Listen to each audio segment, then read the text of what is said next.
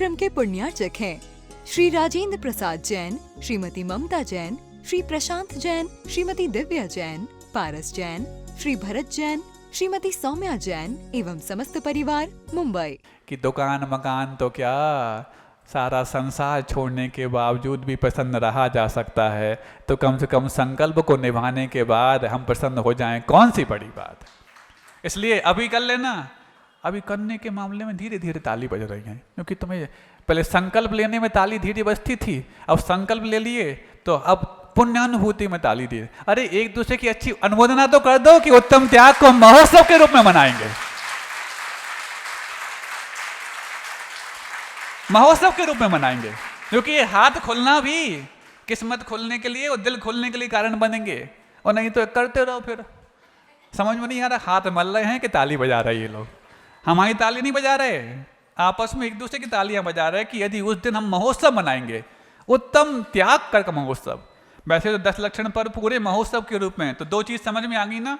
Daily सामूहिक पूजन, मंदिर के व्यवस्थापकों को बोल दे रहे हैं वहां पर यदि ज्यादा लोग आ रहे हैं तो उनको बोलो आप वहां पहुंचें, लेकिन वहां पूजन आवश्यक है क्योंकि वहां पर भगवान विराजमान हैं, तो वहां पर व्यवस्था कर दें। कितने लोग यहाँ पर करेंगे? बाकी सब पुरुष महिलाएं जहां पर सामूहिक पूजन होने हैं 10 लक्षण पर्व में 10 दिन वहीं पूजन करेंगे, क्योंकि आप लोग की पूजन में थोड़ा बहुत समय हम भी देंगे। हम बैठ सकते हैं आपके पूजन में?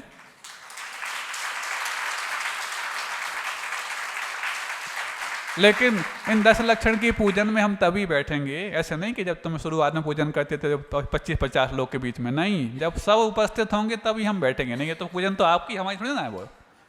हाँ, आप लोग पूरे इकट्ठे हुए तो हम प्रयास करेंगे समय निकालने का कि आपकी पूजन में कुछ देर हम भी शामिल हो पाएँ। नहीं है तो फिर आप करते रहना, हम अपने कमरे में बैठे रहेंगे, वहीं तो कमरा है और कहाँ पर है। सुन रहे ना? सामूहिक पूजन होगी, और कम से कम जो नवाब लोग अपने घर में सोए हुए हैं अभी, अब तो उनको जगा देना कि अब तो भादों चालू हो गया। हाँ, सदैया नहीं बन पाए तो तुम भदैया बन जाओ। और अब सेकंड राउंड चालू होने वाला है। अभी तक तो दान का राउंड था, अब सुन रहे हैं ना? हमने ये भी हमें याद है, हमने कहा था अभी हम एक चीज से फ्री हो जाएं पहले, फिर दूसरा राउंड चालू होगा कि जिन मंदिरों में पहले जगह नहीं मिलती थी पूजन अभिषेक करने वालों की, अब जगह मिलना तो बहुत दूर की बात है, वेटिंग लगेगी कि हमें आज अभिषेक शांति हरा करनी है। अब वो मुहिम चालू होने वाली है, सुन रहे हो ना? हाँ, कान खड़े कर दो अपने घर के बच्चों के और भाई लोगों के। ये राउंड अब चालू होने वाला है, अभी तक इसमें व्यस्त थे, इसीलिए हर चीज़ का हमें ध्यान है। और वो सब संस्थाएं भी, चाहे वो औषधालय हो, गौशाला हो, पाठशाला हो, महावीर हाई स्कूल हो, और कौन सी जगह, अथवा 6 मंदिर हों, और भी जितनी संस्थाएं हैं यहाँ पर, वो सब संस्थाओं के बारे में भी अब संज्ञान लेने हम वाले हैं। सबका विकास करना है, सबको व्यवस्थित करना है, जितना हमसे सामर्थ्य बन पड़ेगा उतना। लेकिन हम तो करना चाहें और आप लोग सहयोग न लेना चाहें तो फिर हम कुछ नहीं कर पाएंगे। हम सहयोग देने तैयार हैं, लेकिन आप सहयोग के लिए तैयार हो तो, समझ रहे ना?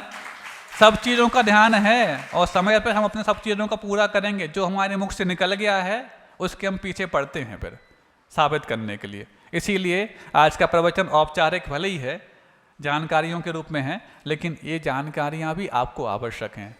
तो मुख्य तो 2 जानकारी हमने आपको दे दी, प्रतिदिन सामूहिक पूजन। अब किसी ने प्रश्न किया, बोले महाराज जी शिविर लगना कि नहीं लगना? तो हमने पहले भी कहा, यहाँ के लोग कई अन्य जगहों पर शिविर में जाते हैं, और इस बार आसपास कई स्थानों पर महाराजों के माध्यम से शिविर लगाए जा रहे हैं। हम ऐसा नहीं कि हम यहाँ लगा लें तो वहाँ पर उनका जाना रुक जाए, इसलिए जो जाते हैं, जाना चाहें जा सकते हैं। खजुराहो में भी शिविर लग रहा है, सागर में तो शिविर लग ही रहा है, हर बार लगता ही है महाराज के सानिध्य में। पूज्य प्रमाण सागर जी महाराज के पास भी शिविर लग रहा है, वो भी इंदौर पास में है, क्योंकि आपका सारा कारोबार व्यापार इंदौर से चलता है। और भी अन्य स्थानों पर शिविर लग रहे हैं, पूज्य विनम्र सागर जी महाराज के पास भी लग रहा है, और भी अपने अजित सागर जी महाराज आदि आदि कई सारे महाराजों के पास लग रहे हैं। तो इसलिए सोचा कि यहाँ पर अब डे बोर्डिंग शिविर लगेगा। 2 प्रकार के स्कूल होते हैं ना, एक तो बोर्डिंग स्कूल होता है, आवासीय विद्यालय, कि पूरे 365 दिन बच्चों को वहीं रुकना पड़ता है छात्रावास में और वहीं पढ़ना पड़ता है अपना। एक होता है दूसरा डे बोर्डिंग, कि दिन भर तो बच्चे रहते हैं स्कूल में, सिर्फ रात में आ जाते हैं अपने घर पर। ऐसे ये शिविर जो हमारा यहाँ लगेगा वो डे बोर्डिंग वाला लगेगा। दिन भर धर्म ध्यान करने के लिए कक्षाएं और जो ध्यान इत्यादि या जिज्ञासा समाधान यहाँ पर होंगे, बाकी रात में आप अपने अपने घर जा सकते हैं, ताकि व्यवस्थाओं को भी ज़्यादा न करना पड़े और आप लोग भी व्यवस्थित अपना धर्म ध्यान कर सकें। मंजूर है ये डे बोर्डिंग शिविर? कोई दिक्कत तो नहीं?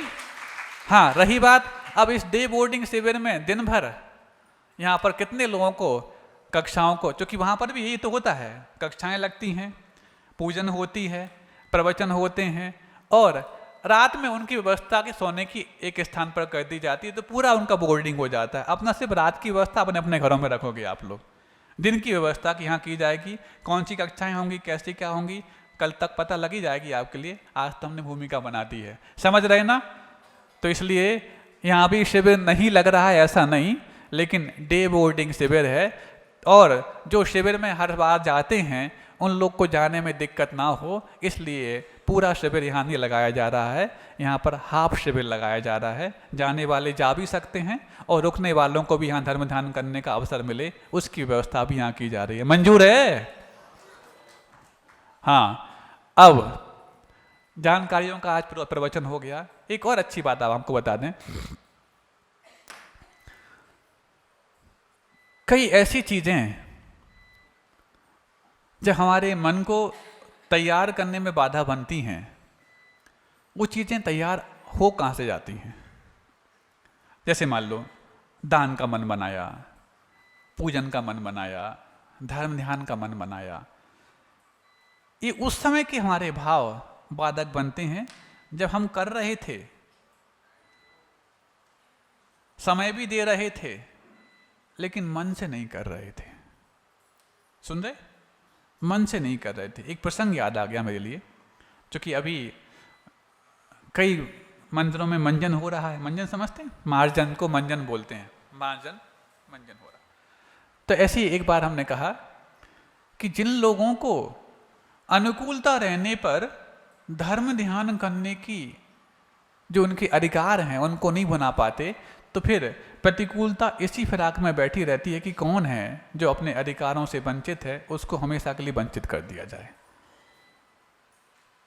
जिनको अभिषेक पूजन में रुचि नहीं है, अधिकार होकर के भी, तो फिर वो ऐसी पर्याय बना लेते हैं जिसमें रुचि तो होगी लेकिन अधिकार नहीं होंगे, क्योंकि समाज का एक विशेष बड़ा धड़ा इस अधिकार को नहीं पाया है, इस तरफ वाला।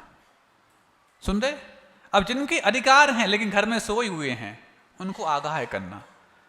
और दूसरा, रुचि है लेकिन रुचि है तो उत्साह नहीं है, उत्साह है लेकिन समय नहीं है, समय है लेकिन बीच में प्रमाद हमारा अतिरिक्त को प्राप्त हो जाता है। ऐसी कई सारी चीजें सामने आती हैं। ऐसी समय एक व्यक्ति बात कर रहे थे, तो एक व्यक्ति ने कहा, बोले महाराज हम तो बचपन से अभिषेक पूजन करते हैं, लेकिन अभिषेक पूजन करने के बाद ऐसा कौन सा कर्म का उदय अभी अभी आ गया कि हम वंचित होने जा रहे हैं? क्या हो गया? पूजन से वंचित तो नहीं हो रहे महाराज, लेकिन कुछ समाज के लोगों ने इस प्रकार से आपत्ति, कहीं और की बात है यहाँ की नहीं, कि कुछ समाज के लोगों ने आपत्ति लगाई कि आप अभिषेक नहीं कर सकते। मैंने कहा क्या हो गया? बोले महाराज जी कुछ स्पॉट हो गए। समझ गए ना? और वो महाराज जी कब हुए? जब हम प्रतिमा जी का परमार्जन कर रहे थे उस समय हो गए। उन्होंने कहा ऐसा कैसे उस समय अचानक? महाराज पाषाण की प्रतिमा थी, मार्बल की प्रतिमा, उसका मंजन कर रहे थे और एक कोई केमिकल आया था जो उस पाषाण की प्रतिमा को साफ करने के लिए उपयोग होता है, उसका उपयोग किया, तभी से ये स्पॉट आना शुरू हुए और अब फैलते चले जा रहे हैं। महाराज हमने ऐसी कौन सी गलती कर दी? हम तो बचपन से माता पिता ने संस्कार दिए हैं कि अभिषेक पूजन करना है और करते आ रहे हैं, और अब जबकि हम प्रौढ़ अवस्था में, वृद्धावस्था में पहुंच गए हैं, अब एक कौन सा कर्म का उदय आ गया? अब सब लोगों के बीच में उन्होंने ऐसा प्रश्न पूछ दिया। तो हमने कहा बताओ, एक तरफ तुम सबको मोटिवेट कर रहे थे, दूसरा प्रसंग ही आ गया। हम तो ये कह रहे थे कि तुम्हें करने का अधिकार मिला है, कर नहीं पाओगे तो प्रतिकूलता घेर लेगी, लेकिन ये उदाहरण तो बोल रहा है कि हम करते थे, करने के भाव आज भी हैं, तो हम वंचित क्यों हो गए? तो तुरंत हमने उनसे पूछा, अच्छा ये बताओ, कई बार तुमने पूजन अभिषेक करते वक्त मन में अनुत्साह लाया होगा, कई बार बोरियत भाव से पूजन की होगी, अभिषेक किया होगा, कई बार किसी के धक्का दे करके तुम अभिषेक करने गए होगे। हमारा ऐसा तो कई बार है, हो सकता है उसको कर्म उदय में अब आ गया हो, एकांत से तुम नहीं कह सकते, लेकिन हो सकता है वो कर्म उदय अब में आ गया हो। सुन रहे हो? जब जीवन भर अभिषेक पूजन करने वाला व्यक्ति भी उस वक्त इस अधिकार से वंचित हो रहा है, तो जिनके पास जीवन भर करने के अधिकार थे, कहीं ऐसा ना हो वो उस समय वंचित हो जाए जब हमारा जिनालय निर्मित होने के बाद पंचकल्याणक का अवसर आए, उस समय वो उसको पात्रता न मिल पाए। सोचो, खूब दान दिया, खूब समय दिया, खूब उत्साह जगाया, लेकिन अधिकारों का प्रयोग नहीं किया, तो अधिकार उस समय वंचित ना हो जाएं जिस समय अधिकारों की सर्वाधिक आवश्यकता होती है। सुन रहे हो?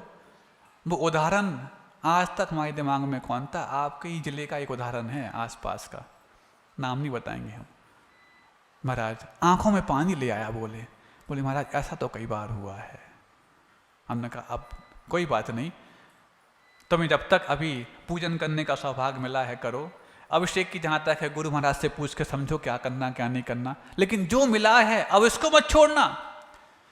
ये मत सोचना कि मैंने वर्षों से अभिषेक पूजन किया, वर्षों से सब कुछ किया, और आज जब मेरे लिए सर्वाधिक आवश्यकता धर्म ध्यान करने की, मैं अपने सारे कर्तव्यों से निवृत्त हो चुका हूँ, बच्चे बड़े हो गए, सब परवरिश हो गई, सब कुछ उनका कर दिया, अब मेरे लिए करने का समय आया तो मेरे लिए अभिषेक पूजन से वंचित होना पड़ा। आंखों में पानी ला रहा था, उसकी आंखों के पानी अभी मेरी आंखों में झूल रहा है। सुन रहे हो? ये कर्तव्य नहीं, अधिकार हैं। आप लोग को लगता है कि ये कर्तव्य है पूजन अभिषेक करना, दायित्व हैं, नहीं, ये अधिकार हैं। हर व्यक्ति को अधिकार मिले भी नहीं, सारे मनुष्यों को मिले ऐसा नहीं। दुनिया में लगभग 8 अरब की आबादी मनुष्यों की है ज्ञात विश्व में, वैसे तो संख्यात मनुष्य होते हैं पूरे 2.5 द्वीप में। 8 अरब की आबादी तो इस ज्ञात विश्व में है, इसमें 200 देश होते हैं। उन 8 अरब के सारे मनुष्यों को अधिकार मिला क्या? नहीं मिला। उसमें भी तुम भारत में पैदा हो गए इसलिए अधिकार मिला हो, तो भारत की आबादी भी लगभग 1.5 अरब की होने वाली है, सबको मिला क्या? नहीं मिला। उसमें भी तुम जैन कुल में पैदा हो गए हो, तो जैन भी कितने हैं? यदि काउंट किया जाए तो करोड़ों में है, लेकिन फिर भी पुरानी जनसंख्या में तुमने अपने नाम के आगे जैन नहीं लिखा, इसलिए 50 लाख से भी कम है। सबको मिला क्या? नहीं मिला। उसमें भी जिनके अंदर आस्था है उन सबको भी मिला क्या? नहीं मिला। सबके पास अधिकार थे लेकिन सबको नहीं मिला, सिर्फ उन्हीं को मिल पड़ा है, उन्हीं को बच सका है जिन्होंने अपने अधिकार का पूर्णता दोहन किया है। इसलिए उत्साह के साथ करना, और यदि आपको लक्ष्य और मिल गया है कि हमें सामूहिक पुण्य बढ़ाना है ताकि इस आयतन का निर्माण समय पर हो सके, तो इस बार के पर्युषण पर्व में जो अभिषेक पूजन प्रारंभ हो, जब तक पंच कल्याणक संपन्न ना हो जाए तब तक हमारे उत्साह में कमी ना आ पाए। और यदि ये पंच कल्याणक के लिए कारण बन सकती है तो कल्याण के लिए तो कारण अवश्य होती है, तो आगम के वचन है। इसलिए अब सामूहिक अनुष्ठान बहुत महत्वपूर्ण है। आप अपने भवन का निर्माण पैसों से कर लोगे, पुरुषार्थ से कर लोगे, लेकिन जिन भवन का निर्माण ना पैसों से होता ना पुरुषार्थ से होता, वो तो पुण्य से ही होता है। और जनालय तुम्हारा यदि पर्सनल होता तो पर्सनल पुण्य से हो जाता। ये तो सामूहिक जनालय है, उसमें तो सामूहिक पुण्य की आवश्यकता है। इसलिए सामूहिक पुण्य कमाने का कोई भी अवसर आए चूकना मत, जब तक तुम्हारे आयतन का निर्माण पूरा ना हो जाए। जो भी अवसर आए, अभी तो पूजन की बात कर रहे हैं, इसके बाद विधान होगा। और हम ये भी हमने बताया था, आप लोग को सामने कहा था कि इस बार जो विधान होगा वो अलग टाइप का हो गया। कोई बोलियां नहीं लगेंगी, कोई बोलियां नहीं लगेंगी। जिनकी जैसी कलशों की राशि है उसी आधार पर उनको पात्रता दी जाएगी। सुन रहे हो ना? इस बार बिना बोली का विधान, पिछले बार जिंतूर में ऐसा ही किया था। बिना बोली का विधान, बिना पुजारी लगाए विधान, और बिना द्रव्य इकट्ठा किए विधान। हर व्यक्ति, जैसे अभी आप लोग लेकर आते ना सुंदर सुंदर द्रव्य सजा के लेकर के आते हैं रोज, ऐसे ही हर व्यक्ति विधान के 8 दिनों में अपने घर से द्रव्य सजा के लेकर आता था। कितनी नहीं तो क्या होता है, जब सामूहिक द्रव्य तैयार होती है और पुजारी लगा दिए जाते हैं तो कहता है देखो पुजारी भेदभाव करता है, उनको मुट्ठी भर के देता, हमें इतनी सी देता है। तो ये सब भी मलिनताएं मन में ना आए। जितनी जिसको चढ़ाना खूब चढ़ाओ, कोई राशि नहीं, कोई शुल्क नहीं, और सबको पात्रता दे दी गई। कमेटी की तरफ से सिर्फ उनको हार मुकुट दिए गए थे मात्र। ड्रेस भी आपको स्वयं हथकरघा की पहन करके आना है। सबके पास रहती ही है, नहीं है तो नहीं खरीद लो। अरे जब कोई एक दिन की शादी होती है तो 10 ड्रेस बनवाते हैं, और 8 दिन का विधान हो, एक ड्रेस कौन सी बड़ी बात है। तो हर व्यक्ति खुद की ड्रेस, खुद की द्रव्य, पांडाल तो था ही, संगीतकार तो थे ही, सब कुछ थे, सब व्यवस्थाएं थी। और पंडित जी भी आपकी यही मुंगावली का पहुंचा था उस समय, पता नहीं किसने मंगा लिया था। ऐसे लीस्ट खर्चे में और बेस्ट उत्साह के साथ विधान हुआ, न भूतो न भविष्यति। ऐसा ही विधान यहाँ पर होगा। सबकी पात्रताएं जिनने जैसे कलश लिए हैं उस हिसाब से दे दी जाएंगी। द्रव्य की कमी नहीं पड़ेगी, द्रव्य के पुण्य तो बहुत बहुत आते हैं, उसकी कोई बड़ी बात नहीं है। लेकिन इस तरीके से स्वाधीनता के साथ और उत्साह के साथ विधान करेंगे। जब भी समय आएगा तब करेंगे। अभी तो सामने पहले पूजन में हम आपकी रिहर्सल देखना चाहते हैं 10 दिनों में, कि तुम वाकई में विधान करने लायक हो कि नहीं। हम टेस्ट करेंगे इन 10 दिनों में। हाँ, फिर हम कभी भी बता सकते हैं, घोषणा करवा सकते हैं कि दिवाली के पहले करना है कि पहले करना अच्छा रहेगा, हम फ्री हो जाएंगे। दिवाली के पहले ही करना है ना विधान। हाँ, स्वार्थी हो तुम लोग। हम बताएंगे, वो तुम्हें नहीं पूछेंगे। हमने सिर्फ इतना बता दिया है, जिसके जैसे कलश की राशियां हैं उस हिसाब से उनको पात्रताएं। अब यदि मान लो किसी को बड़ी पात्रता चाहिए है, तो जैसे कई लोग अपना कलश अपग्रेड कर रहे हैं, रोज 2-4 नाम ऐसे आते हैं। नए तो आते ही हैं, लेकिन पुराने में 1-2 नाम ऐसे आते हैं जिनने संकल्प पत्र पहले भर दिया था, उनको अभी संतुष्टि नहीं हुई, उनने उसको और बढ़ा दिया। तो आज हम एक और चीज़ बता दे रहे हैं आपको कि इस बार विधान में पात्रताएं बोली के माध्यम से नहीं, जो आप बोल चुके हो उसी माध्यम से आपको प्रदान की जाएंगी। सबका साथ, सबका विकास वाला विधान होगा और सबके पुण्य के साथ होगा। अहिंसा परमो धर्म की।